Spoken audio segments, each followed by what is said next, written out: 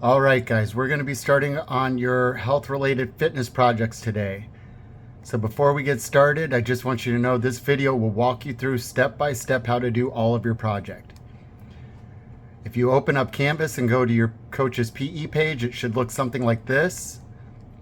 You'll click on the modules button.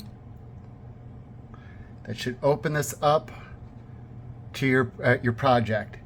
Now, you can even click on this first link right here. Q1 fitness assessment and benchmark assignment.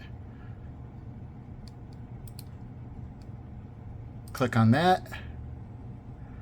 And it'll give you all of your instructions. And during this period, I would like for you to take the time to actually read all of this stuff. Scrolling all the way down, it shows you all of your push-ups, it shows the lesson presentation, everything. Once we get to here, you can pick your grade level. So let's just say you're in 6th grade.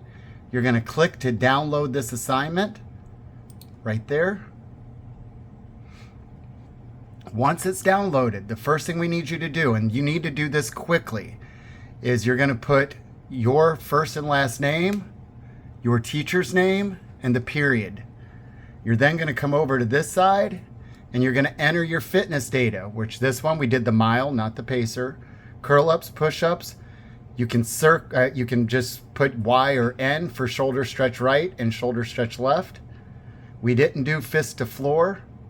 And you can look back up here into your standards to see if you met the healthy levels or you didn't. And I'll exit back. You can exit back out of that to look at your fitness levels. If you look here, it's going to get into SMART goals. And I'm just going to go to this video really quick to review SMART goals with you. Welcome back. So we've learned that it's important to keep working through your frustrations by using the right learning strategies. The more you work through your frustration, the more your brain grows, right? But it can be difficult to work through that frustration without a clear direction. That's why it's important to make SMART goals. It's an acronym. Goes like this: specific, measurable, actionable, realistic, timely. Because look, you can wish all you want and say, one day I'm gonna go to the moon, and you can want that like your life depended on it. But a wish is not a goal. An example of a moon plan that consists of SMART goals would go something like this. In 20 years, I will have studied enough physics and chemistry, flown jet planes in the Air Force, worked out 4 times a week, and gotten a job as an astronaut for NASA. And this will enable me to fly a spacecraft to the moon and put my feet on it for science reasons. Specific. Put your feet on the moon. Measurable. Are your feet touching the surface of the moon? Actionable. It is actionable, that is to say doable, to study physics and chemistry, enlist in the Air Force, and go to the gym. Realistic. It's hard, but it's not impossible to become an astronaut. Timely. Here's where more realism kicks in. You won't be able to go to the moon as an astronaut overnight. 20 years seems a little more reasonable. But let's take this back to a more sensible timescale and look at our friend Thinky Pinky. Hey buddy. TP here is interested in pull-ups, wants to be able to lift their entire mass with just the arms, this one. But pull-ups are hard. So let's take a look at Thinky Pinky's reflection journal. Quote, I want to be able to do 2 consecutive pull-ups by the end of the year by practicing pull-ups at the gym 3 times per week. Why is this a SMART goal? S is for specific. TP wants to work on pull-ups, and they're not interested in biking or weight training. There's one skill that Thinky Pinky wants to work on, and that's pull-ups. M is for measurable. What's the metric for TP's success? 2 in a row. 2 pull-ups, 1 right after the other. You've either done it or you haven't. Measurable. A is for actionable. Can it be broken down into individual tasks? Yeah. Going to the gym 3 times a week to practice feels very actionable indeed. R is for realistic. TP's not training to lift a car. Just some pull-ups. T is for timely.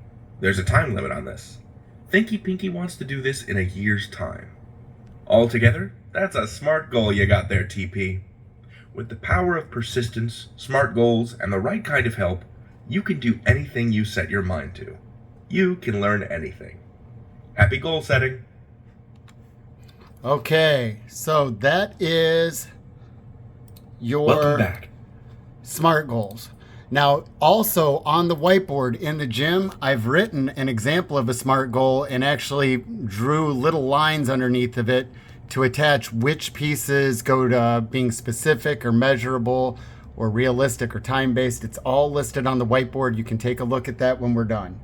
But right in here, you're going to write one SMART goal for one fitness assessment from above, and you'll put the by what date.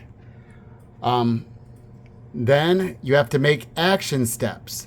And remember, these action steps should also be specific to that goal. Then the next section is reflection and purpose. You're going to write a full sentence on each one of these areas. Now, it would be 1 to 3 sentences minimum, and make sure you don't have grammatical errors or anything like that. Now, I would like for you to work on this while we collect your data. Stay seated. Do not work on anything else except for this project. The first thing you have to get done, though, is your first and last name, your teacher, your period, and then all of this baseline information, all of your fitness scores. Right here, each one of you should practice writing SMART goals next to each one of these, and then you will make sure you have your best one, the one you want to really choose to improve at, right in this line here. I hope this answers any of your questions. We'll send this out as an announcement so you can watch it at home if you didn't get any of the information. Thank you very much.